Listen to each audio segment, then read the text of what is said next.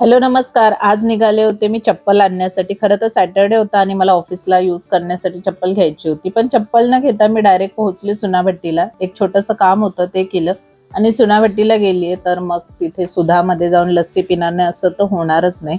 माझी इथली लस्सी पिणं हे माझी खूप जुनी सवय आहे.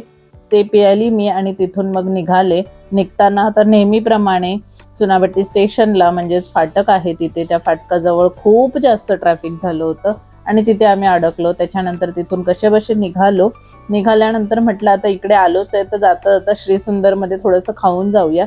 तिथले अजून सगळे मेन्यू स्टार्ट केले नाहीयेत त्यांनी, पण म्हणून आम्ही एक लाईटचा डोसा छान असा एन्जॉय केला आणि त्याच्यानंतर मग निघालो घरी जाण्यासाठी. चप्पल घेणं तर कॅन्सल केलं कारण मिस्टरांना कुठेतरी बाहेर जायचं होतं, म्हणून मग म्हटलं नंतर बघू. जाताना हे मार्केट आहे माटुंग्याचं, इथे केळी मिळतात खूप चांगल्या प्रकारच्या, वेगवेगळ्या प्रकारच्या. इथून केळी घेतल्या डेली खाण्यासाठीच्या.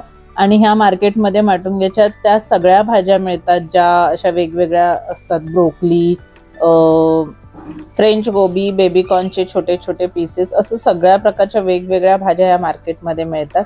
त्या सगळ्या बघितल्या. मला काही घ्यायच्या नव्हत्या पण म्हटलं तुमच्याबरोबर शेअर करूया. अशा सगळ्या इथं ह्या मार्केटमध्ये अवेलेबल असतात. ते सगळं बघितलं आणि निघाले घरी. चला बाय.